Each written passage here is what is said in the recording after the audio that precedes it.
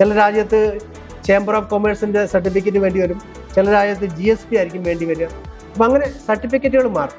കാരണം ഒരു കാരണവശാലും ഗവൺമെൻറ് അംഗീകരിക്കാത്ത ഒരു സാധനവും കയറ്റി അയക്കാൻ കാര്യത്തിൽ നിങ്ങൾ പാട്ടാവാൻ പാടില്ല. നമ്മുടെ ആ ഒരു സെൽഫ് കോൺഫിഡൻസ്, നമ്മുടെ ആ ഒരു ബിലീവുണ്ട്, അതൊരിക്കലും ഡൗൺ ആകാതിരിക്കുക. എത്ര വലിയ ടെൻഷനാണെങ്കിലും നമുക്കത് കൂളായിട്ട് ഹാൻഡിൽ ചെയ്യാൻ ശ്രമിക്കും. ഏറ്റവും ആദ്യം മനസ്സിലാക്കേണ്ടത് എന്താണെന്നറിയോ, പ്രോബ്ലം എന്ന് പറഞ്ഞാൽ അതിൻ്റെ അർത്ഥം എന്താണ്? അതിനൊരു സൊല്യൂഷൻ ഉണ്ടെന്നുള്ളതാണ്.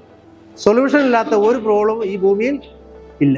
അതാണ് ഏറ്റവും ആദ്യം മനസ്സിലാക്കുന്നത്. ഇവിടെ SCMലെ എക്സ്പീരിയൻസ് എനിക്ക് വളരെ നല്ല എക്സ്പീരിയൻസ് ആയിരുന്നു. കാരണം നല്ല പോസിറ്റീവായ കുട്ടികളായിരുന്നു.